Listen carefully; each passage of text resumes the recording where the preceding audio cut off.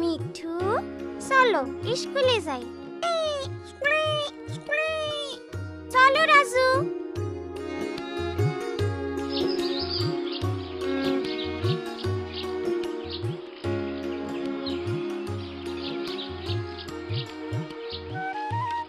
চম্পা, চম্পা। ও মিনা, চলো। সেদিন সকালে যখন আমি, রাজু, মিঠু স্কুলে যাইতেছিলাম, তখন স্কুলের সিঁড়িতে একজন নতুন ছেলে বসা ছিল। তার আচরণ আমাদের থেকে অন্যরকম মনে হইতেছিল। পরে বুঝলাম এর কারণটা কি।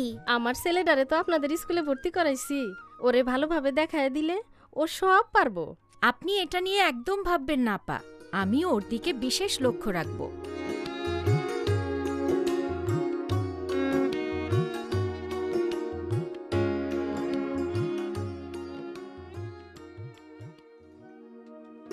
কাল থেকে আমাদের সাথে নতুন একজন ছাত্র ক্লাস করবে। তার নাম অনু। অনু মাঝে মাঝে একটু অন্যরকম আচরণ করতে পারে, কিন্তু আমরা সবাই তার সাথে স্বাভাবিক আচরণ করব। আপা, যারে বাইরে দেখলাম সেই কি পাগল? ও তো একটা বোকা। হ্যাঁ, তোমরা তাকে বাইরে দেখেছ, কিন্তু সে পাগল না। অনুর একটা সমস্যা আছে যাকে বলে অটিজম। এটি মারাত্মক কোনো সমস্যা না। আর দীপু, সে বোকা নয়, অনু যথেষ্ট বুদ্ধিমান। আপা, অটিজম কি? এ বিষয়ে আমি যা জানি তা বলছি।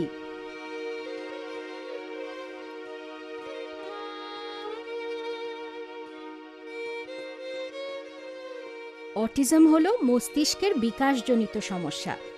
অটিস্টিক শিশুরা অন্যদের সাথে মিশতে পারে না, কিন্তু যাদের অটিজমের মাত্রা বেশি তারা একেবারেই পারে না এবং তাদের পরিপূর্ণ যত্নের প্রয়োজন। এগুলো অটিজমের কিছু লক্ষণ।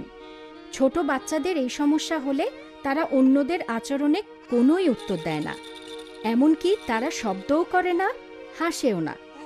যত তাড়াতাড়ি অটিজম শনাক্ত করা যায় তত তাড়াতাড়ি এর পরিচর্যা করা সম্ভব।